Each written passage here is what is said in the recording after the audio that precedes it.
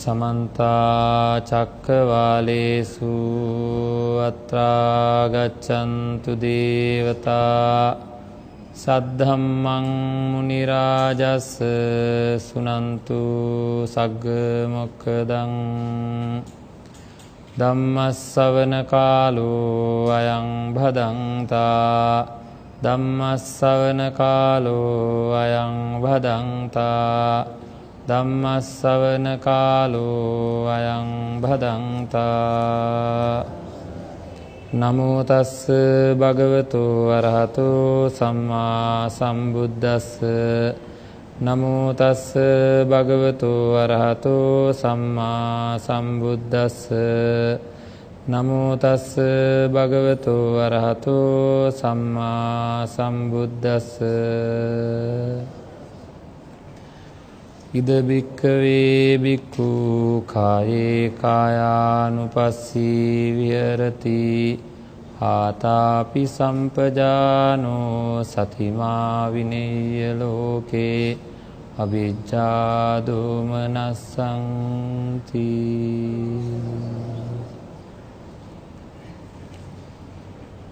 සදා බුද්ධ සම්පන්න පින්වත්නි,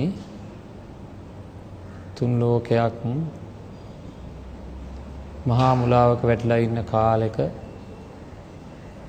ඇත්ත ඇති සැටියෙන් පේන්නේ නැතුව වැරදි දේ හරි විදිහට තේරුම් ගනිමින්, හරි දේ වැරදි විදිහට තේරුම් ගනිමින් තමන්ටවත් තමන්ව තෝරා බේරා ගන්න නොහැකිව අසරණ වෙලා ඉන්න කාලෙක තුන් ලෝකයකට ආලෝකයක් ඇති වුණා වගේ, ඇහැක් ඇති වුණා වගේ උතුම් බුදු පියාණන් වහන්සේ මේ තුන් ලෝකෙට පහළ වුණාට පස්සේ යටිකුරු වෙලා තිබ්බ දේවල් උඩුකුරු වෙනවා වගේ, වැහිලා තිබ්බ දේවල් ඇරෙනවා වගේ, කළුවරේ තිබ්බ තැන් වලට ආලෝකය වැටිලා ඒ තියෙන දේවල් හොඳින් පේනවා වගේ, අන්ධකාරයේ යන කෙනෙකුට හරියට නිවැරදිව ගමන් කරන්න පුළුවන් වෙනවා වගේ පින්වත්නි, අපේ මේ සිත් සතන් මෝහ අන්ධකාරයෙන් වැහිලා තියෙන සිත් සතන් නිවැරදි දේ දකින්ද පුළුවන් තත්ත්වයකටපත් වෙනවා. එවැනි වූ උතුම් කාලයක් තමයි මේ කාලය. මෙවැනි කාලෙක අපිත් හොඳට තමන්ව තේරුම් ගන්නත්, ඒ තේරුම් ගැනීම සඳහා අවශ්‍ය කරන බුදු පියාණන් වහන්සේ දේශනා කරලා තියෙන වැඩපිළිවෙල කුමක්ද කියලා හොඳට හිතලා බලලා හැකි පමණින් හෝ මේ වැඩපිළිවෙලට අවතීර්ණ වීම ඊටාම අවශ්‍ය කාරණාවක්. ඇයි? සසර ජීවිතේ බොහෝම බියකරුයි. මේ ජීවිතයේ විඳින විඳ දුක් ගොඩ කොච්චරද කියලා තමන් ඊටාමත්ම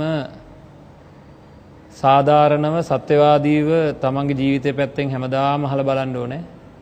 මේ ජීවිතේ බොහොම පින්වන්ත ජීවිතයක්, මනුෂ්‍ය ජීවිතයක් කියන්නේ පින්වන්ත ජීවිතයක්, කලාතුරකින්ම ලැබෙන ජීවිතයක්, දුර්ලභයි.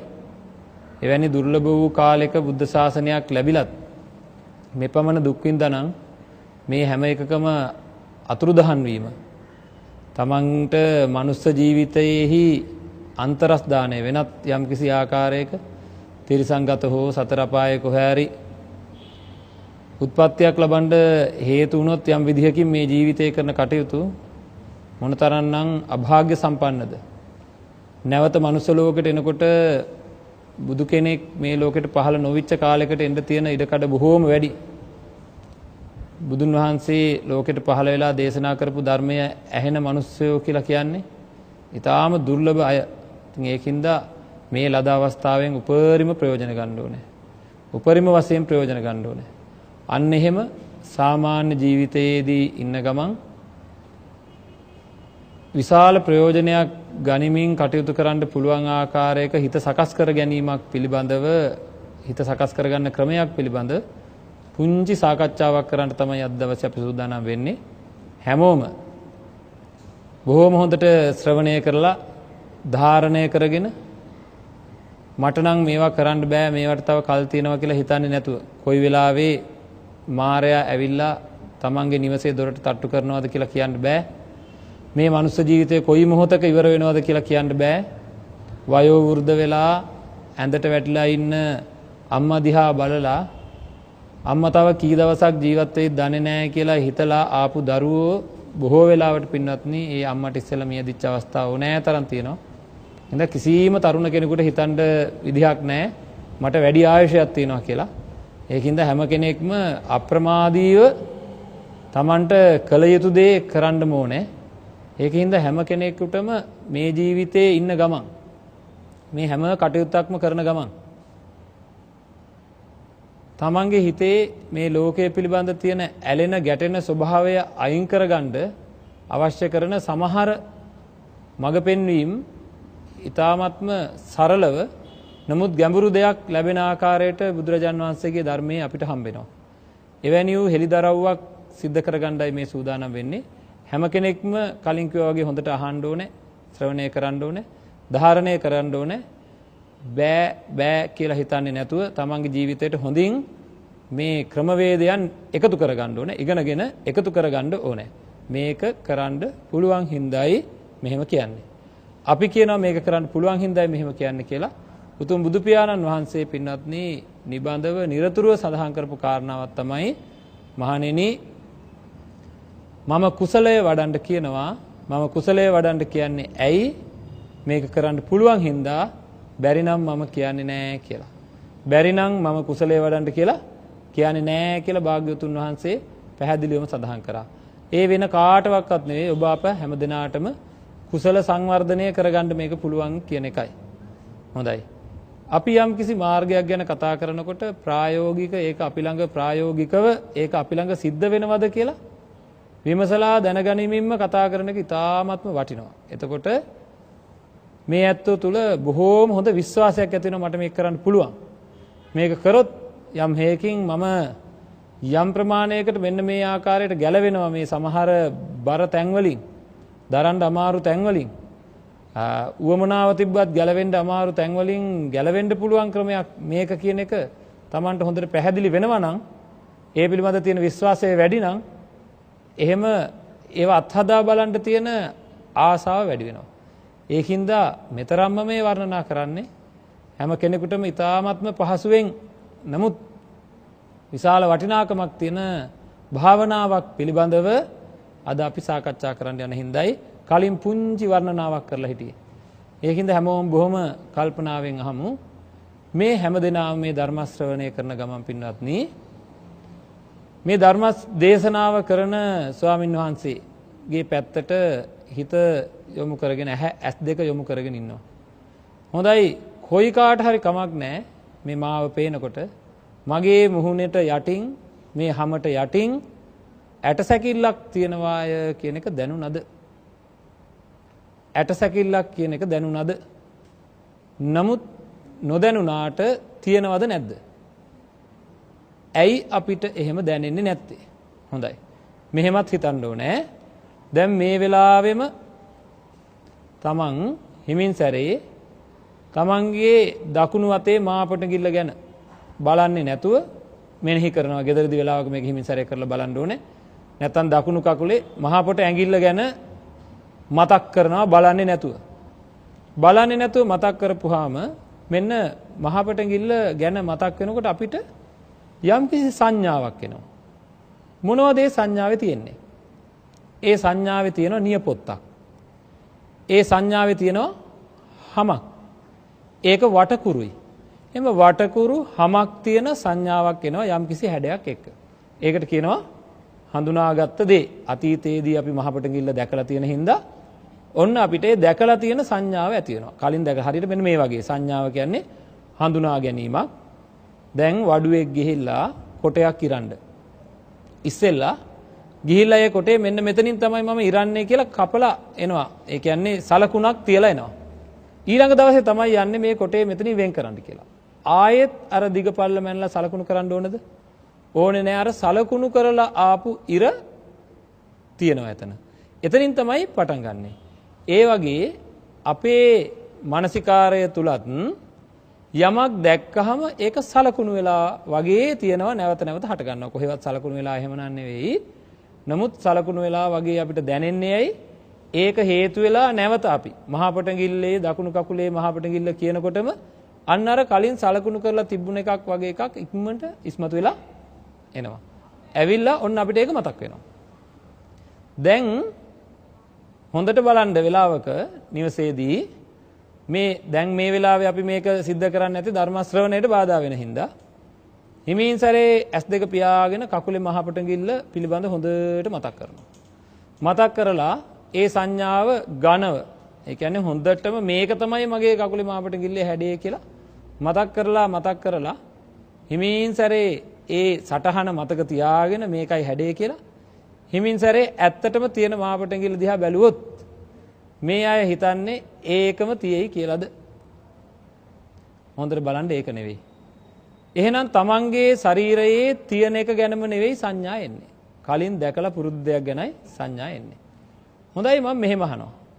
අපිට තියෙනවා පිටුපස, ඒ කියන්නේ පිටක්. පිටේ මැද අපි කවදාකවත් දැකලා තියනවද? අපේ ජීවිතේ කවදාකවත් අපේ පිටේ මැද දැකලා නැහැ. සමහර විට කණ්ණාඩියක් තියලා වගේ බලලා ඇති කෙනෙක්. නමුත් එහෙම දැක්කේ නැති කෙනෙක් වුණත් පින්වත්නි තමන්ගේ පිට කිව්වහම පිට පිළිබඳ සංඥාවක් ඇති වෙනවා. ඒ කොහොමද? අනුන්ගේ පිටවල් දැකලා තියෙන හින්දා. අනිත් අයගේ පිටවල් වල හැඩේ මේකයි කියලා දන්න හින්දා අපිට අපේ පිට ගැන මේ වගේ ඇති කියලා සංඥාවක් එනවා. ඒකටත් කියනවා සංඥාවක් කියලා. එහෙනම් අපි අපේ ඇටසැකිල්ල කවදාකවත් දැකලා නැහැ. අපි අපේ ඇටසැකිල්ල තමන්ගේ ඇටසැකිල්ල දැකලා නැහැ. නමුත් අනුන්ගේ ඇටසැකිලි රූප වලින් හරි නැත්නම් එක්ස්රේ කාඩ් වලින් හරි තමන්ගේම හරි සමහර අය ඉතින් මෙහෙම දැකලා තියෙනවා. අනුන්ගේ ඇටසැකිලි දැකලා තියෙන හින්දා ඇටසැකිලි වල රූප දැකලා තියෙන හින්දා අපි හොඳට දන්නවා අපිටත් ඇටසැකිල්ල තියෙනවා කියලා. අපිටත් ඇටසැකිල්ල තියෙනවා කියලා දන්නවා. හැමෝම දන්නවා. ඒකේ හැඩෙත් යම් ප්‍රමාණයකට දන්නවද නැද්ද? ඒකේ හැඩෙත් යම් ප්‍රමාණයකට දන්නවා. හොඳයි. දැන් බලන්න ඔන්න කෙනෙක් හීනෙන් ඇටසැකිල්ලක් දැකලා බය වෙනවා. අපි හිතමුකෝ අපේ දරුවෙක් කියලා. හීනෙන් ඇටසැකිල්ලක් දැක්කලා බය වෙලා කෑ ගහගෙන නැගිටලා ළඟ ඉන්න එක්කෙනාගේ අතින් අල්ලලා අනේ නැගිටින්න මම ඇටසැකිල්ලක් හීනෙන් දැක්කා මට බය හිතෙනවා කියලා කියනවා. අර අතින් ඇල්ලුවේ මොකකින්ද? එහා පැත්තේ කෙනාගේ අතින් අල්ලලා කතා කරේ මොකකින්ද ඇල්ලුවේ? හීනෙන් දැක්ක ඇටසැකිල්ලකට බය වෙලා හැබෑ ඇටසැකිල්ලකින් අල්ලලාද නැද්ද? එහෙම තමයි. තමන්ගේ ඇඟේ ඇටසැකිල්ලක් තියෙනවා කියලා පින්වත්නි සමහර අයට මැරෙනකම්ම ඒ සංඥාව එන්නේ නැහැ. එක සැරයක්වත් ඒ සංඥාව එන්නේ නැහැ. එහෙම එන්නේ නැත්නම් ඒක වැරද්දක්ද නැද්ද? මගේ ඇතුලේ ඇටසැකිල්ලක් තියෙනවා කියලා තමන්ට සංඥාවක් එන්නේ නැත්නම් ඒක පැහැදිලි වැරද්දක්. ඇයි? තියෙන දේ ගැන අදහසක් නැහැ. තියෙන දේ ගැන අදහසක් නැහැ. ඒක පුංචි පහේ වැරද්දක් තමයි. නේද? හොඳයි. අපි කැමති තෑග්ගක් නම කියලා කවුරු හරි අපිට ගෙනත් දෙනවා. අපිට කියනවා මෙන්න මේ පෙට්ටිය ඇතුලේ මෙන්න මේ අහවල් જાතිය දේවල් තමයි තියෙන්නේ කියලා. කඩන්ඩ ඉස්සෙල්ලා පින්නත්නි ඒ පිළිබඳ අදහස් අපිට එන්නේ නැද්ද? නේද? ආවරණය කරපු බුදු පිළිම වහන්සේ නමක් ගෙනත් දුන්නා කියලා හිතන්නකො කවුරු හරි. ඊට කලින් අපිට මේ ආවරණය තුල තියෙන්නේ භාග්‍යවතුන් වහන්සේගේ පිළිරුවක් කියලා අපිට අදහසක් එනවද නැද්ද? එනවා. ඇයි මේ කොයි කවරදාකවත් අපේ මේ ශරීර කූඩු දිහා බලද්දි අපිට මේක ඇතුලේ ඇටසැකිල්ලක් තියෙනවා කියන හැඩේ පේන්නේ දැනෙන්නේ නැත්තේ ඇයි? පේන්නේ දැනෙන්නේ නැත්තේ ඇයි කියන ප්‍රශ්නේ අපි හොඳින් විසඳ ගන්න ඕනේ. දැන් බලන්න මෙන්න මෙහෙම. යම් කිසි වෙටක අපි හිතමු රූමත් තරුණියක් හෝ තරුණයෙක්. හොඳ පැහැපත් මුහුණක් සම්මතයේ තියෙන පැහැපත් මුහුණක් ඒ මුහුණ පැහැපත් කියලා හිතමු. එහෙම මුහුණක් තියෙන කෙනෙක් මුළු ශරීරයම ආවරණය කරගෙන ඝන ඇඳුමකින් ආවරණය කරලා තියෙන රූපයක් යම් කිසි කෙනෙක් දකින්නවා කියලා හිතන්න. යම් කිසි කෙනෙක් දකින්නවා පැහැපත් මුහුණක් තියෙන. මේක වඩා ප්‍රායෝගිකව කියලා දෙන්න ඕනේ දැන් මම මේ වගේ උදාහරණයක් ගන්න. පැහැදිලිවම පැහැපත් මුහුණක් තියෙන රූමත් තරුණයෙක් හෝ තරුණියක් පාරක යන රූපයක් අපි දකිනවා රූපෙක්. නැත්තම් පාරක තොටක යනවා දකිනවා. ඝන ඇඳුමක් ඇඳගෙන තියෙනවා. නමුත් මේ මුහුණේ තියෙන හැම පිළිබඳ අදහසක් ඇති වෙච්ච අයට අර ශරීරයේ අත්පාවල මෙවැනි ඌ රූමත් නැත්නම් පැහැපත් හැමක් තියෙනවාය කියලා බොහෝ විට අන් ඇත්තන්ගේ හිත් පින්වත්නි අර ඝන ඇඳුම විනිවිද ගිහිල්ලා හිත හැම පිරික්සන ස්වභාවයක් සාමාන්‍ය පෘථග්ජන මිනිස්සු තුළ තියෙනවා. ඒ කියන්නේ ඒ හැම පිළිබඳ සංඥාවෙන් නවතිනවා හිත. එහෙනම් මේ ඇත්තෝ කල්පනා කරන්න ඕන මොකද? අපි කෙනෙක්ගේ රූමත් බව හෝ නැත්නම් කෙනෙක්ගේ ශරීරයක් පිළිබඳ වැඩිපුර සසර ජීවිතේ අරගෙන යන මිනිසුන් වැඩිපුර ඇති කරගන්නේ මොන සංඥාවද? හැම පිළිබඳ වූ සංඥාව. කළු කෙනෙක්, සුදු කෙනෙක්, රතු කෙනෙක්, පැහැපත් කෙනෙක් මේ විදිහට හැම පිළිබඳ වූ සංඥාව. හැම පැහැපත් නම් බොහෝ විට කියනවා එයා බොහොම හොඳ කෙනෙක් කියලා. මම අර කිව්වා වගේ ඝන ඇඳුම් විදගෙන හිත ගිහිල්ලා අතක තියෙන හැමක් පිරික්සලා ඒ අත මේ පැහැ ඇතිය කියලා ඒ හිත දක්ෂයි එහෙම කරන්න. මොකද වැඩිපුර හිත මෙහෙवला තියෙන්නේ මොකේටද? හැම කෙරෙහි වැඩිපුර හිත පොඩි කාලේ ඉඳන් හිත යොමු කරලා තියෙන්නේ සංඥා ඇති කරගෙන තියෙන්නේ අනිත් අයගේ හැම කෙරෙහි. අර ඝන ඇඳුම විඳින්න පුළුවන්කම තිබුණා නම් හිතට ඝන ඇඳුම විනිවිද යන්න පුළුවන්කම තිබුණා නම් මනුස්ස හිතකට මේ සියුම් හැමක් විනිවිද යන්න බැයිද? සියුම් හැමක් දැන් අපේ මේ තියෙන හැම බොහොම සියුම්. මේ සියුම් හැම පොඩ්ඩක් විනිවිද යන්න අපේ හිත පුරුදු කරොත් මැරෙන්න ඉස්සෙල්ලා මොහොතකට පුරුදු කරොත් අර ඇඳුම විනිවිද යන එක નિરાයාසයෙන් වුණානේ. ඒ උනේ ඒක පුරුදු කරලා තිබ්බ හින්දා. ඒ කියන්නේ සංඥාව පුරුදු කරලා තිබුණ හින්දා. එක පොඩ්ඩක් මේ හැම විනිවිද යන්න අපි පුරුදු කරගත්තොත් අපේ ජීවිතවල කවදාකවත් ශරීරයකට ඇලෙන්නෙත් නැහැ, ශරීරයක් එක්ක ගැටෙන්නෙත් නැහැ. එහෙනම් මේක අමාරු වෙයිද? නේද? ඝන ඇඳුමක් විනිවිද යන්න පුළුවන් හිතට සියුම් හැමක් විනිවිද යන්න පුරුදු කරගන්න බැයිද? අනිවාර්යෙන් පුළුවන්. මෙන්න මේ හැම විනිවිද නොයාම නිසාවෙන් රූමත්ය, පැහැපත්ය, සුදුය, තලෙලුය කියලා ඇලෙනවා. කළුය, පැහැපත් නැතය, ගොරෝසුය කියලා ගැටෙනවා. නේද? මේ ඇලීම් ගැටීම් ඇති වෙන්නේ කුමක් හින්දාද එහෙනම්? හැම චුට්ටක් විනිවිද යන්න බැරි හින්දා. හැබැයි හැම විනිවිද ගියොත් කොයි කාගේත් ලේ ධාතුව රතුයි. මස රෝස පැහැයයි. මේදය කහ පැහැයයි. නේද? ඉතින් පිළිකුලයි, දුගඳයි, ඇලෙන්න දෙයක් එතන නැහැ. ඒකෙහි නොඇලීම බාහිර පිළිකුල් වස්තුන් කෙරෙහි නොගැටීමට විශාල හේතුවක් වෙනවා. ඉතින් එහෙනම් මේක අපිට කරන්න බැරි දෙයක් නෙවෙයි. අන්න ඒ විදිහට හැම විනිවිද ගිහිල්ලා පින්වත්නි, මස විනිවිද ගිහිල්ලා අපේ හිත ශරීරයක තියෙන කට්ට පිරික්සන ගානට සකස් කරන එක ඊටාම පහසුයි. ඊටාම පහසුයි. අන්න එහෙම කෙනාට මූණක් දිහා බලපුවාම ඇට සැකිල්ල දැනෙන ස්වභාවයක්. ඒ කියන්නේ එකපාරට මෙහෙම කරලා බලනකොටම ඇට සැකිල්ල පේනවා කියන එක නෙවෙයි. නමුත් මූණ විනිවිද ගිහිලා ඒක තේරුම් කරන්නයි මම අර විදිහට කිව්වේ. මූණ පැහැපත් කෙනෙක්ගේ අතක හෝ පාදයක තියෙන හැම පිළිබඳ මනසින් සංඥා Tamanට ඇවිල්ලා තියෙනවා නම් කවදා හරි අන්න ඔප්පු කරගන්න ඕනේ කොයි විදිහටද එහෙනම් ඇටසැකිලි සංඥාව ඇති වෙන්නේ කියලා. කොයි විදිහටද ඇටසැකිලි සංඥාව ඇති වෙන්නේ කියලා Tamanට ඔන්න ඔප්පු කරගන්න පුළුවන්. ඒ කියන්නේ කෙනෙක් හිතයි මෙහෙම බලනකොට මේ මූණ වෙනුවට ඇටසැකිල්ල පේනවද කියලා. නේද?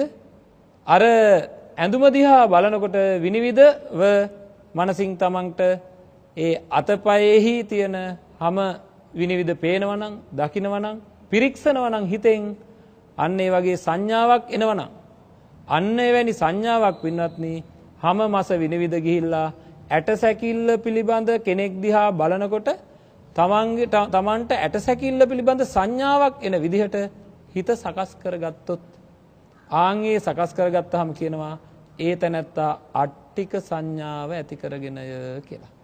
ඒ තැනැත්තා අට්ටික සංඥාව ඇති කරගෙනය කියලා.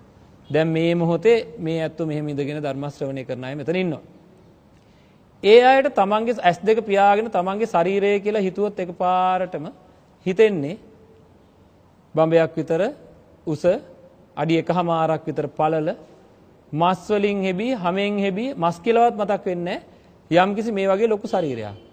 මේ ඇස් දෙක පියාගෙන හිතනකොට බාහිරින් තියෙන මේ ශරීරය මගේ ශරීරය කියලා හිතනවා වෙනුවට යම්කිසි කෙනෙකුට මේ ඇටසැකිල්ල කියන එක ගැන Tamanට දැනෙන ගානකට තමන්ගේ හිත පුරුදු කරලා තිබුණා. අන්න ඒ තැනැත්තන්ට පින්වත්නි වැඩිපුර දැනෙන්නේ තමන්ගේ ඇටසැකිල්ල. ඇවිදිනකොට. දැන් අපිට ඇවිදිනකොට දැනෙන්නේ මේ ශරීරය.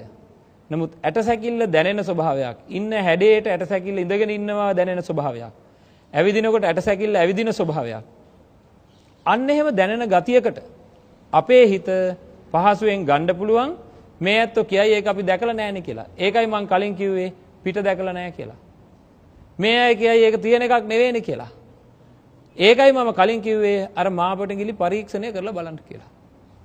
මේවාට අපේ හිතෙන්ම හරියට ප්‍රතිවිරෝධ අපේ හිත කැමති නැහැ.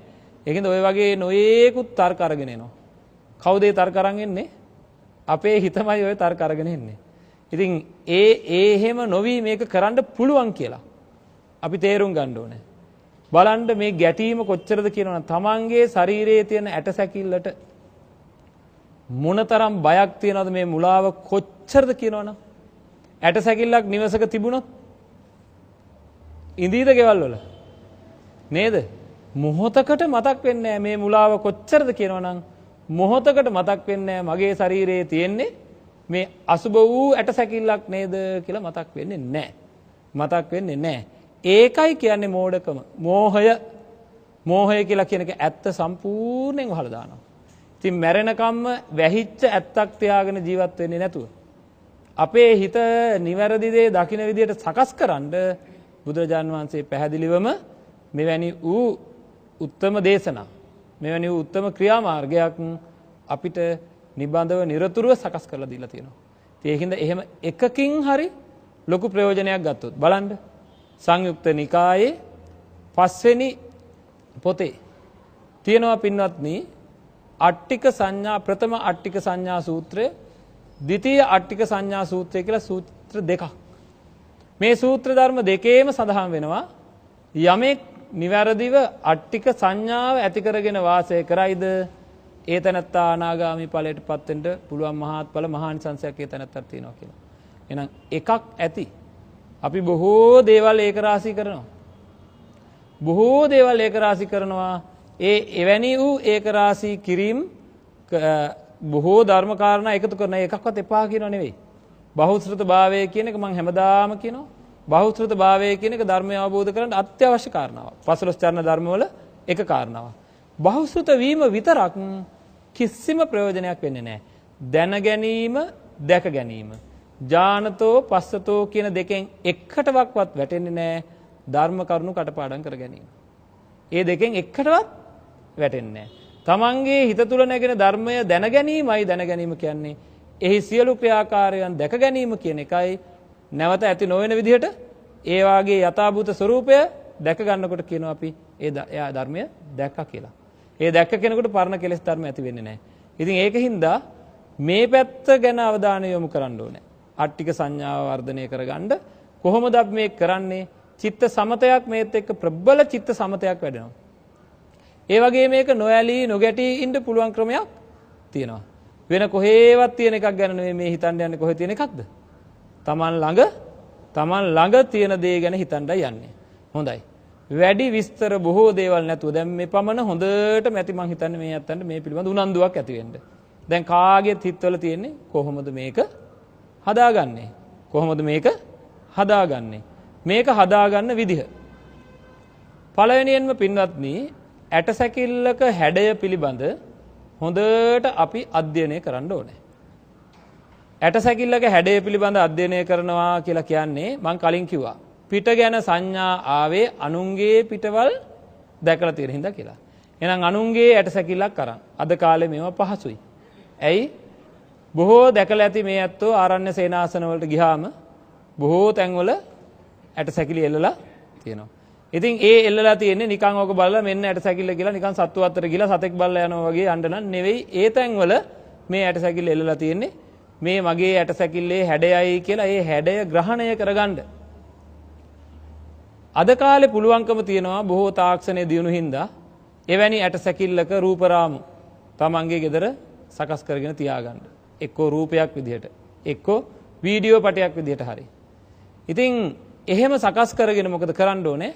අනුන්ගේ ඇටසැකිල්ලක් දිහා හොඳට බලලා මේ හිස් කබල, මේ ඇස් දෙක යට තියෙන හිල් දෙක, මේ නහය යටින් තියෙන හිල, මේ හකු පාඩා, මේ උරපතු ඇට, මේ අත්වල ඇට, මේ ඇඟිලිවල ඇට, මේ ඉල ඇට, මේ පිටකොන්දේ ඇට, මේ උකුල් ඇට, ඔය විදිහට ඒ ඇට ගැන කියනකොටම ඒ හිස් කබල කියනකොටම අනුන්ගේ අර ඇට සැකිල්ල දකින්න ඕනේ. හරියට නිකන් ඇස් දෙක පියාගත්තාම Tamanට පේන ගානට, Tamanට ඒක මතක තියෙන ගානට අර හැඩේ ඉස්සෙල්ලා මතක තියාගන්න ඕනේ. මේ සඳහා මොකද කරන්න ඕනේ? වැඩිපුර ඒ ඇට සැකිල්ලක් දිහා හොඳට බලන්න ඕනේ. ඉතින් ගෙදරක බය නම් අර රූපයක් ගෙනත් තියාගෙන Tamanට පුළුවන් මේ කාලේ හැටියට ඒ අවශ්‍ය කරන පහසුකම් සපයගෙන අනුන්ගේ ඇට සැකිල්ලක රූපයක් එහෙම කියමුකෝ. ඇට සැකිල්ලක රූපයක් හොයාගෙන හොඳට ඒක දිහා බලන්න ඕනේ. මෙතන තියෙන්නේ මොන හැඩයේද, මෙතන තියෙන්නේ මොන හැඩයේද, මෙතන තියෙන්නේ මොන හැඩයේද කියලා. ඉතින් Tamanට ඇස් දෙක පියාගත්තාම උනත් ඒක පේන ගානට එනකන් ඒක සකස් කරගන්න ඕනේ. හොඳට බලලා ඇස් දෙක පියාගත්තාම උනත් අනුන්ගේ ඇට සැකිල්ලක් අර බලපු එක මතක් වෙන ගන්න. උකුල් ඇටේ කියනකොට උකුල් ඇටේ හැඩේ මතක් වෙන්න ඕනේ. කකුලේ ඇට කියලා කියනකොට කකුලේ ඇටවල හැඩ, කලව ඇට කියනකොට කලව ඇටවල හැඩ මතක් වෙන්න ඕනේ. මාපට කිල්ල ඇට කියලා කියනකොට මාපල කිල්ල ඇටවල හැඩ මතක් වෙන්න ඕනේ. හිස් කබල කියනකොට හිස් කබල මතක් වෙන්න ඕනේ කලින් කිව්වා වගේ. අන්න එහෙම මතක් වෙන ගානට ඇට සැකිල්ලක රූපයක් හොඳට බලලා පුරුදු කරගන්න ඕනේ. ඉතින් ඒක නිබඳව තනියම ගෙදර ඉන්න කෙනෙක් නම් පුංචි දරුවෝ නැත්තම් පුංචි දරුවෝ කොහොමත් මේවට බයයිනේ. හැබැයි අද කාලේ පුංචි දරුවෝ නම් ඕවට බය නැහැ. අද කාලේ පුංචි දරුවෝ බොහෝම දියුණුයි. නේද? ඒ ළමයි ඕවට බය නැහැ. ඒ ළමයි නම් සමහර විට කියයි අපේ වැඩිහිටියත් වගේ නෙවෙයි. අම්මේ ඉතින් ඕක අපේ ඇඟේ තියෙන එකනේ කියලා. නේද? ඒක හොඳට පැහැදිලියි. ඇයි? මේ දෙමව්පියෝම දන්නවා බිල්ලෝ එනවා කිව්වහම බය වෙනවද? ඉස්සර අපි පුංචි කාලේ නම් බිල්ලෝ එනවා කිව්වොත් හරියට බයයි. නේද? දැන් කවද්ද එයා එන්නේ? එහෙම අහනවා නේද? ඉතින් ඒකින්ද ඒ තරම්ම ප්‍රශ්නයක් වෙන්නේ නැහැ ඕක. ඇටසැකිල්ලක් අරගෙන ඇටසැකිල්ලක රූපයක් අරගෙන අර විදිහට බලලා Tamanට හොඳට පුරුදු වෙන ගානට ඉස්සෙල්ලා සකස් කරගන්නවා. සකස් කරගෙන නිශ්චලව වාඩි වෙලා කොහේ හරි තැනක නිහඬව භාවනාවක් කරන්න සුදුසු ඉරියව්වක බුද්ධ වන්දනා ආදී පූර්ව කෘත්‍යයන් කරලා ගුරුවරුන් මෙනෙහි කරලා මේ ඊටාම ආධුනිකයෙකුට උනත් මේ දේ කරන්න පුළුවන්. Taman හොඳට බුද්ධ වන්දනාවක් කරන්න ඕනේ. සංසාර ජීවිතයේ හරි මට ධර්මයේ උගන්වපු පොඩි දෙයක් හරි උගන්වපු ගුරුවරයෙක් ඉන්නවා නම් එයාට වන්දනා කරන්න ඕනේ, ගෞරව කරන්න ඕනේ. අද කාලේ ඒ වගේත් අඩුවක් තියෙනවා. කවුරු හරි ගුරුවරයෙක්ගෙන් යම් පොඩි දෙයක් හරි ඉගෙනගෙන තවත් ගුරුවරයෙක්ගෙන් ඊට වැඩි ඉගෙන ගත්තොත් පළවෙනි ඉගෙන ගත්ත ගුරුවරයාට ගරහලා ඊටාම පල්ලෙහාට දාන ස්වරූපයක් තියෙනවා. ඒවා භාවනා කරන අය තුළ තිබිය යුතු නොතිබිය යුතුම දේවල්. තමයි ඉගෙන ගත්ත හැම ගුරුවරයෙකුටම ඊටාම ගෞරව කරන්න හැම කෙනෙක්ම ඒක ගුණය. ඒක බුදුරජාණන් වහන්සේ බෝධිසත්වයාණන් වහන්සේ විදිහට ගුරුවරුන්ගෙන් යමක් ඉගෙන ගත්ත පින්නත් සම්මා සම්බුද්ධත්වයට පත් වෙලා තුන් ලෝකෙම අතැඹුලක් වගේ අතට අරගෙන කාවද හෙව්වේ ඉස්සෙල්ලා තමන්ගේ ගුරුවරුන්ව කියලා නේද? පිහිට වෙන්න බැලුවේ තමන් මොන හරි පුංචි දෙයක් හරි ඉගෙන ගත්ත ගුරුවරු. එහෙනම් කවදාකවත් නිග්‍රහ නොකළ යුතුයි. ඉතින් එහෙම ගුරුවරුන්ට වන්දනා කරලා සමාව අරගෙන මොකද කරන්න ඕනේ? බුද්ධ වන්දනා කරලා ගුරුවරුන්ට වන්දනා කරලා සමාව අරගෙන හිමින් සැරේ හිත යොමු කරනවා තමන්ගේ හිස් මුදුනට. ඇස් දෙක පියාගෙන උඩුකය ඍජුව තියාගෙන හිමින් හිස් මුදුනට හිත යොමු කරනවා. හිස් මුදුනට හිත යොමු කරලා හිමින් විමසලා බලනවා. ඇස් දෙක පියාගෙන හිමින් විමසලා බලනවා මගේ ඇට සැකිල්ල මට දැනෙනවද? මේ මොහොතේ වුණත් කෙනෙකුට පොඩ්ඩක් විමසලා බලන්න පුළුවන්කම තියෙනවා. මේ මොහොතේ භාවනා කරනවා එහෙම නෙවෙයි. එහෙම කරවන්න කාටවත් බෑ. කාටවත් කාවක්වත් භාවනා කරවන්න බෑ. කර්මස්ථානයක් පැහැදිලි කරලා දෙන එක විතරයි කරන්න පුළුවන්.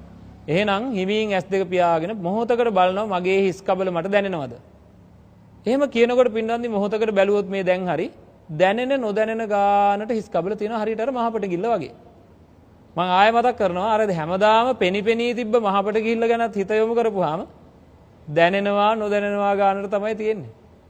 අච්චර දැකලා තිබිලත් අච්චර පෙනිලා තිබිලත් තමන්ගේ මහපට ගිහිල්ලා ගමන් දැනෙනවා නොදැනෙනවා ගන්නට තියෙන්නේ. අන්න ඒ වගේ හිස් කබලෙහි අර තියෙන හැඩය පිළිබඳ හිමින් සැරේ හිත යොමු කරගන්නවා දැනෙනවා නොදැනෙනවා වාගේ දැනෙනවා. මේක දැනෙනවා නොදැනෙනවා වාගේ තියෙනකොට දැනි තියෙනවා කියන්නේ. දැනෙනවා මේක. දැනෙන්නෙත් නැහැ නොදැනෙන්නේ හොඳට තේරෙනවා මේ මගේ හිස් කබලක් තියෙනවා කියලා.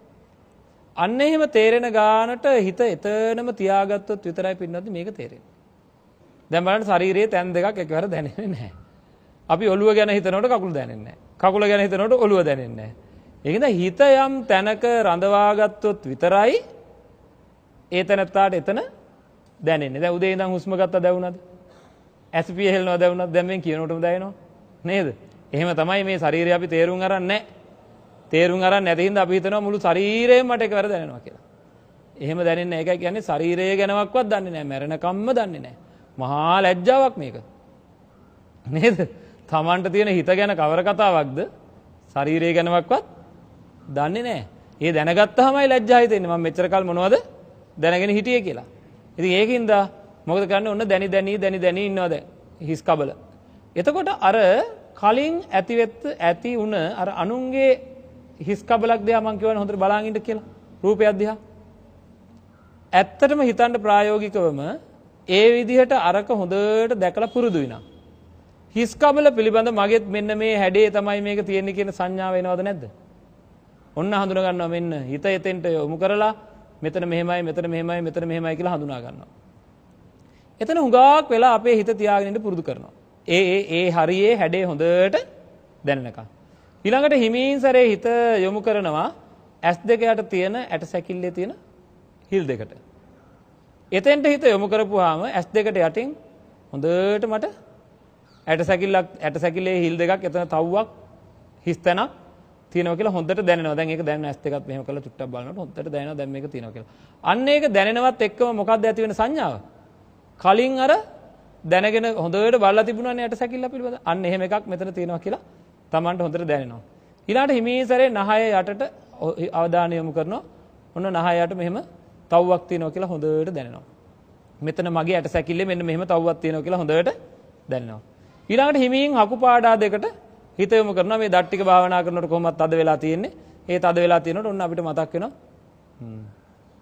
තියෙනවා තමයි මෙන්න හක්ක කියලා. ඊට පස්සේ මොකද කරන්නේ? හිමින් සැරේ උරපතු ඇටවලට අතේ ඇටවලට අත් දෙක මෙහෙම තියාගෙන ඉන්නවනම් භාවනා කරද්දි අත් දෙකේ ඇඟිලි වලට ඇටවලට හිත යොමු කරපුවාම චූටියට තියෙන මේ ඇඟිලි නිකන් චුට්ටක් ඉස්සිලා වගේ හොඳට දැනෙන්න පටන් ගන්නවා.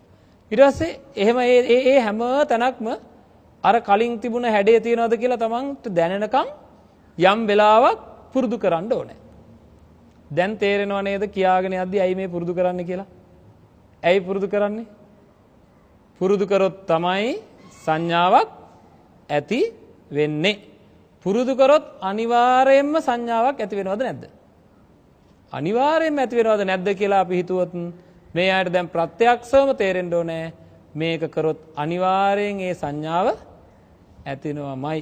අනිවාර්යෙන් ඒ සංඥාව ඇති වෙනවමයි. එහෙනම් අන්න බය නැතුව කරගන්න පුළුවන්කමක් තියෙන්න ඕනේ. දැන් එහෙනම් ආයෙ හිමින් සැරේ අර එක තැන් වලට කියලා මම කියවනේ. පිටකොන්දේ තියෙන ඇට වලට හිත යොමු කරනවා. යොමු කරනකොට අර වක්‍රව ටිකක් නේද?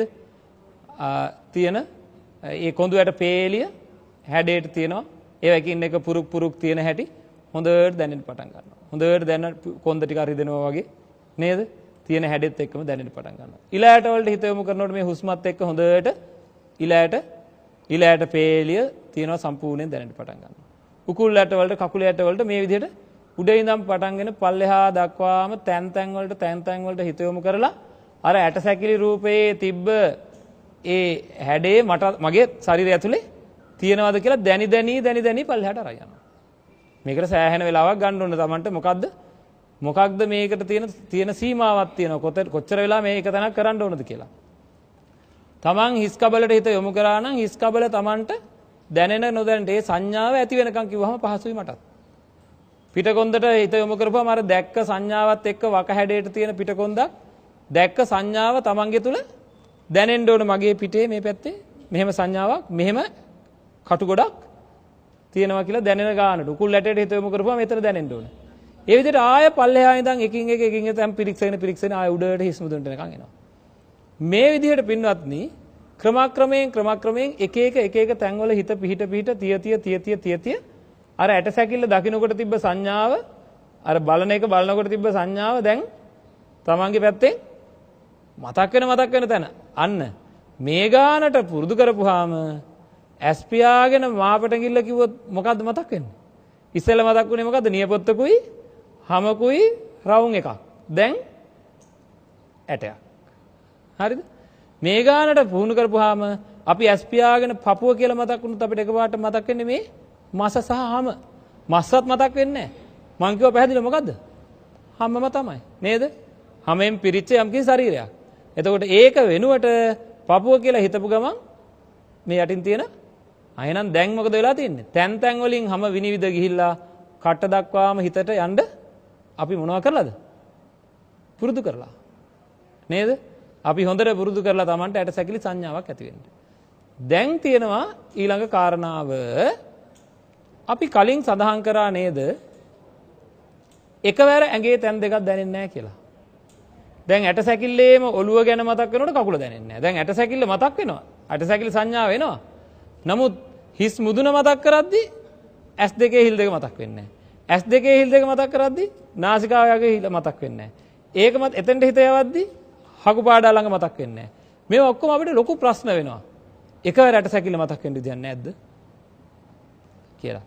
හැබැයි අපි ඇස් පියාගෙන මුළු ශරීරයම කියලා හිතනකොට ශරීරයම ගැනත් යම්කිසි හැඟීමක් අපිට තියෙනවා නේද?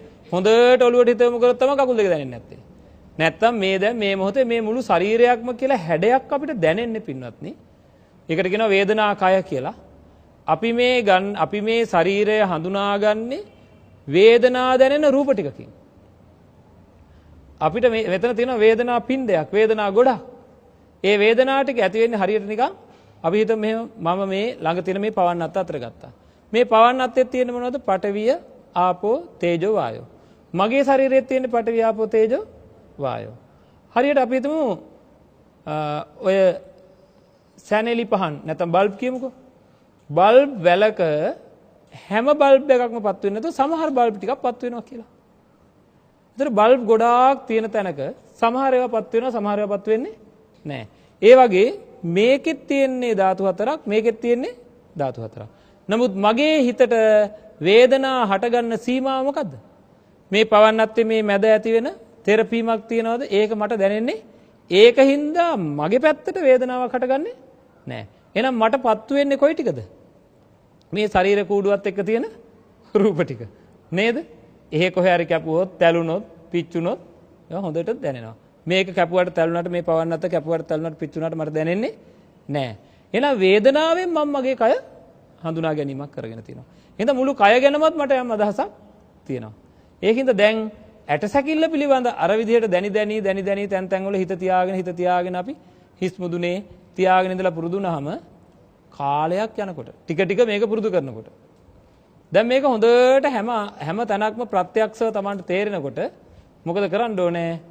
හිස් මුදුනයි ඇස් දෙක යට හිල් දෙකයි එකවර දැනෙනවද කියලා හිමින් විමසනවා. හිස් මුදුන දැනෙනකොට ඇස් දෙක යට හිල් දෙකත් ඒත් එක්කම දැනෙන ගතියක් තියෙනවා. ඒත් එක්කම ඒ දෙක එකට දැනෙන්න හොඳට පුරුදු කරනවා. මේ දෙක එකට දැනෙන්න හොඳට පුරුදු කරනවා. එතකොට මේ දෙකම එකවර දැනෙනවා.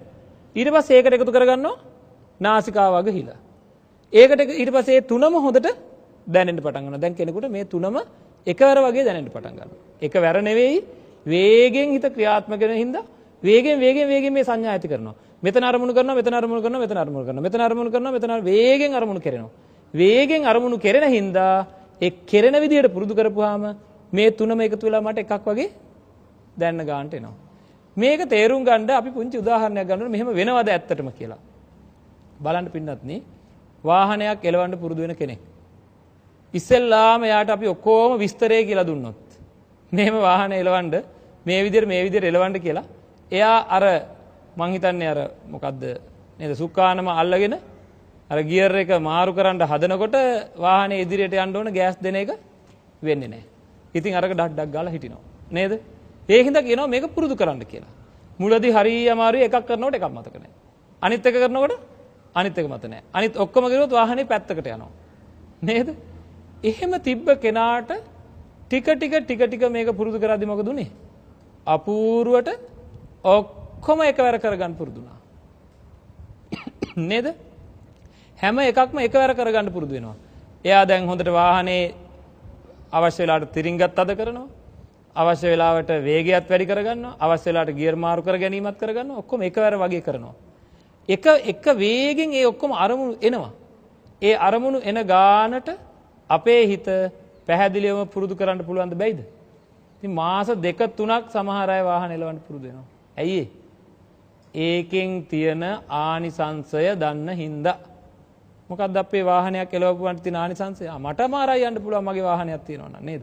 අන්න ඒකට කැමති හින්දා ඉක්මනට වෙහෙස වෙලා මොන්න වැඩ තිබ්බත් පැය 2-3ක් දවසකට පැය 2-3ක් දාගෙන රැතිස්සේ හරි ගිහිල්ලා පුරුදු කරේ නැද්ද? නේද? ඊට වැඩිය කොයිතරම්නම් අර්ථයක් සිද්ධ වෙනවද මේක පුරුදු කරොත්? මේක ඒ වගේම පුරුදු කරන්න පුළුවන් එකක්. ඒ වගේම කියලා කියන්නේ අර තැන් දැනෙන්න පුරුදු කරපු එක්කෙනා ක්‍රමානුකූලව තැන් දෙකක් අරමුණු කරලා පුරුදු කරොත් ඕන් දෙකම එකවර දැනෙන්න පටන් ගන්නවා. තුනක් අරමුණු කරලා පුරුදු කරොත් තුනම එකවර දෙන්න පටන් ගන්නවා. ඊළඟට යාට මේ බෙල්ලෙන් උඩ සම්පූර්ණ හිස් කබල සම්පූර්ණ මේ කියන හිසේ කොටස සම්පූර්ණ එකක් කොට දැනෙන්න පටන් ගන්න. යාට එතකොට ඔළුවේ කට්ට හොඳට දැනෙනවා. ඔළුව හරියට මෙතනින් උඩට හිත යොමු කරපුවාම. ඊළඟට ඒක හොඳට දැනෙන්න පටන් ගත්තට පස්සේ ඒකත් එක්කම එයා මොකද කරන්නේ? උර වතු ඇට දෙකට හිත යොමු කරනවා.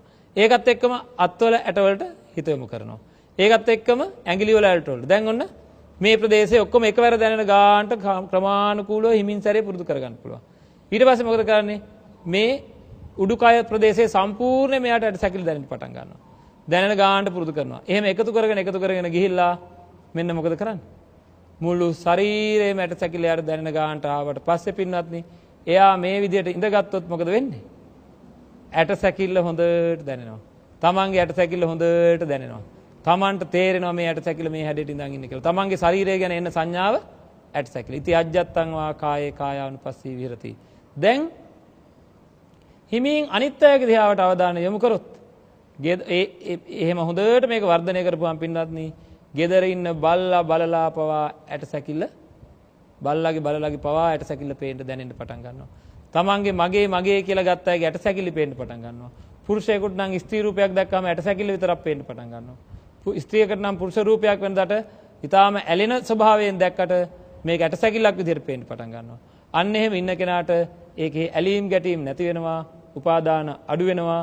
ඉතින් ඇලීම් ගැටීම් වලින් තොර වෙනකොට අන්තිමටපත් වෙන්නේ අනාගාමී තත්වයකට කාමරාග පටික දුර වෙලා යනවා. ඉතින් ඒකින්ද මේක අපිට ප්‍රායෝගිකව ඊතා ප්‍රායෝගිකව භාවනා පිළිබඳ අවබෝධයක් නැති කෙනෙකුට උනත් මේක කරගෙන යන්න පුළුවන්. තියෙන කෙනෙකුට උනත් ඊතා විශාල ප්‍රයෝජනයක් ගන්න පුළුවන්. යම් විදිහකින් මේ වෙනකොට යම් කිසි කෙනෙක් සමතයක් වර්ධනය කළා හිත එකඟව තියාගන්න පුරුදු පුහුණු කරලා තියෙන කෙනෙක් නම් මේ වෙනකොට ඊතා ප්‍රබල ප්‍රයෝජනයක් ගන්න පුළුවන්කම තියෙනවා. ඉතින් ඒකින්ද හැමෝම උත්සාහ කරන්න ඕනේ ප්‍රායෝගිකව මේ කටයුත්ත කරන්න පුළුවන් දෙයක් හින්දා එවැනි භාවනා වර්ධනය කරගන්න. ඒකින්ද අර කලින් සඳහන් කරා වගේ සංයුත්ත නිකාය සඳහන් වෙනවා. අතීත කතා ප්‍රවෘත්තියකුත් මේ කට්ටිය දන්නවා. ස්වාමින් වහන්සේ නමක් අර පැනලා යන ස්ත්‍රියක් ලංකාවේ වෙච්ච සිද්ධියක් විදිහට තියෙනවා. පැනලා යන ස්ත්‍රියක් දැකලා පුරුෂයා ගිහිල්ලා අහද්දි කවුද අර මේ පැත්තෙන් ස්ත්‍රියක් ගියාද කියලා කියනවා නෑ. ඇට සැකිල්ලක් නම් පැන්නා කියලා. නේද? එහෙනම් අපි එතකොට කියනවා ඔය සමහර වෙලාවට මම අහලා තියෙනවා සමහර අය කියන ඉතින් හාමුදුරන්ට කියන්න තිබ්බනේ කියලා. නෑ. ඒ ස්වාමින් වහන්සේට ස්ත්‍රී සංඥාව ඇවිල්ලම නෑ. මේ රූපය දන්නකොට මට සැකිලි සංඥාවක් ඇවිල්ලා. ඉතින් සංඥාව සකස් කරගන්න පුළුවන් අපි මේ හැමදාම දැවි පිච්චි වෙහෙස වෙවි ජීවත් වෙන්න ඕනේ නෑ. තමන්ගේ සංඥාව සකස් කරගත්තට පස්සේ ඒ සංඥාව ඇලෙන නොගැටෙන සංඥාවක් බවට පත් කරගත්තට පස්සේ පහසු ජීවිතයක් කරා යන්න පුළුවන්කමක් තියෙනවා. විශේෂයෙන් අනවශ්‍ය තැනක රාගය නූපදින්න තමන්ට අනවශ්‍ය තැනක රාගාදී කෙලෙස් ධර්ම ඇති වුනහම මේක පාවිච්චි කරන්න පුළුවන්. බය වෙන්න එපා. ඇට සැකිලි සංඥාව ඇති කරගත්තා කියලා හැම වෙලේම ඇට සැකිලි වලින් ජීවත් වෙන්න වෙන්නේ නැහැ. ඒක ඇති කරගත්ත කෙනාට තියෙන පහසුව තමයි කාලයක් යනකොට ටික අඩු වුණාට ඒ භාවනාව ප්‍රගුණ වෙලා තියෙනවා නම් ඒ ප්‍රගුණ වෙලා තියෙන කාලෙට හැම වෙලේම එහෙම දැනුණාට පසු කාලීනව Tamanට අවශ්‍ය වෙලාවට ඇති කරගන්න පුළුවන්කම තියෙනවා. එහෙනම් මෙවැනි ප්‍රබල ක්‍රමවේදයන් Tamanගේ ජීවිතයට එකතු කරගෙන මේ ජීවිතේ සාර්ථක කරගන්න ඕනේ. තියෙන අඩුපාඩු ඔක්කොම හදාගන්න ඕනේ. හදාගෙන බුදු පියාණන් වහන්සේ දේශනා කරපු ආකාරයට කුසලයම වර්ධනය කරගෙන සිත් සතන් වල තියෙන සියලු අකුසල් දුරු කරගෙන කුසලයම වර්ධනය කරගෙන මේ ජීවිතයේදීම සතර අපායෙන් නිදහස් වීම සඳහා පිළිපන් කෙනෙක් බවට පත් වෙනවා. මමත් උතුම් නිර්වාණගාමිනී ප්‍රතිපදාවට වැටෙනවා. ඒ අනුව අවසාන වශයෙන් මමත් සියලු දුක් ගෙවන් කොට ලබන්නා වූ උතුම් නිර්වාණ සාන්තියෙන් සැනසෙනවා කියන අදිෂ්ඨානය ඇති කරගන්න ඕනේ. ආකාසට්ටා ච බුම්මට්ටා දේවා නාග මහිද්దికා පුඤ්ඤන්තං අනුමෝදිත්වා චිරං රක්ඛන්තු ශාසනං චිරං රක්ඛන්තු දේශනං චිරං රක්ඛන්තු මං පරන්ති. හොඳයි පින්වත්නි, අද ධර්ම දේශනාවේ දායකත්වයේ වශයෙන් කළුතර දොඩංගොඩ උඩවත්තගොඩ සාගල නිවසේ පදිංචි විශ්‍රාමලත් පාඨශාලාචාර්යිනී කරුණා විජේගුණසේකර මහත්මිය ඇතුළු දූ දරුවන් සහ ඥාති මිත්‍රාදීන් විසින් බව සඳහන් කරලා තියෙනවා. ඒ ඇත්තන්ගේ අරමුණ වන්නේ මීට අවුරුදු 35කට පෙර පරලෝසපත් විදුහල්පති JDP විජේගුණසේකර මහතාට ආදරණීය පියාණන්ට පුණ්‍යානුමෝදනා කිරීම, කරෝලිස් විජේගුණසේකර පොඩි නෝනා උඩවත්ත බුලත් සිංහල කියන ඇත්තන්ට පුණ්‍යානුමෝදනා කිරීම, පදිංචිව සිටි RG දෙරේනිස් අප්පුහාමි ඒජින් නෝනා කොළඹ ආරච්චි කියන ඇත්තන්ට පුණ්‍යානුමෝදනා කිරීම, CS රණවක එරෝ නෝනා එදිරිමාන්න DLD ඒබ්‍රම් අප්පුහාමි යන අයට පුණ්‍යානුමෝදනා කිරීම ආදී මව්පියවරුන්ට හා දැනට තෙමසකට පෙර මියගිය විශ්‍රාමලත් පාඨශාලාචාර්යිනී නන්දා රණවක සොහොයුරියට පුණ්‍යානුමෝදනා වේවා. මේ පින්කමට සහභාගී වූ සියලු දෙනාගේම මියගිය ඥාතීන්ට පුණ්‍යානුමෝදනා කිරීම කියන අදහස මේ පින්වත් අය ඇති කරගෙන පුණ්‍යානුමෝදනා කිරීම සිද්ධ කරනවා. ඒ වගේම සෙත් පැතීම වශයෙන් ලෝකපාලනය කරන සම්‍යක් දෘෂ්ටික දෙවියන්ට බෞද්ධ නාලිකාවේ සභාපති ශාස්ත්‍රපති රාජකීය පඬිතු දරණාගම කුසල ධම්ම හිමිපාණන්ට, කාර්ය මණ්ඩලයට, දේශකයාණන් වහන්සේට, කළුතර තොටමුණේ ප්‍රධාන සංඝනායක දොඩංගොඩ සුදර්ශනාරාම විහාරාධිපති ගරු ඉන්දසාර ස්වාමීන් වහන්සේ ඇතුළු විහාරස්ථානයේ වැඩ සිටින බුද්ධ පුත්‍රයාණන් වහන්සේලාට මේ පින්කමට සහභාගී වූ අප හැමදිනාටම නිදුක් නිරෝගී සුවය ප්‍රාර්ථනා කරන අතර සසර කෙටි කර ගැනීම සඳහා උතුම් ප්‍රඥාව ලැබේවායි ප්‍රාර්ථනා කරනවා කියලා සෙත් පැතීමක් කරනවා. ඒ වගේම එංගලන්තයේ වැඩිදුර අධ්‍යාපනය ලබන නිපුන් විජේගුණසේකර හා නෙළූ විජේගුණසේකර දරුවන්ගේ අධ්‍යාපන දියුණුව වහා නිදුක් නිරෝගී බව ප්‍රාර්ථනා කරනවා. කැනඩාවේ අධ්‍යාපනය ලබන ජිත්මි විජේගුණසේකර යනුකි රාජපක්ෂ ගායනී රාජපක්ෂ දරුවන්ගේ අධ්‍යාපන දියුණුව සමග නිරෝගී සම්පත් ලැබේවා. කැනඩාවේ රැකියා කරන ලලිත් ලලනී කෝසල තනුජා දරුවන්ගේ රැකියා කටයුතු සමග නිරෝගී බව ලැබේවායි ප්‍රාර්ථනා කරනවා කියලා සඳහන් කරලා තියෙනවා. මේ ඇත්තන් ප්‍රාර්ථනා කරා වගේම මේ ධර්ම දානමය පුණ්‍ය කර්මයේ හේතුවෙන් මියගිය සියලු දෙනාටම පුණ්‍යානුමෝදන් වේවා. නිරෝගී වාසය සුජීවත්ව වාසය කරන හැම දිනාටම නිදුක් නිරෝගී චිරජීවනයේ ලැබේවා. හැම දිනාටම උතුම් නිර්වාණ අවබෝධය සඳහාම මේ ධර්ම දානමය පුණ්‍ය කර්මයේ හේතු වේවා කියලා ප්‍රාර්ථනා කරනවා. හැම දිනාටම තෙරුවන් සරණයි.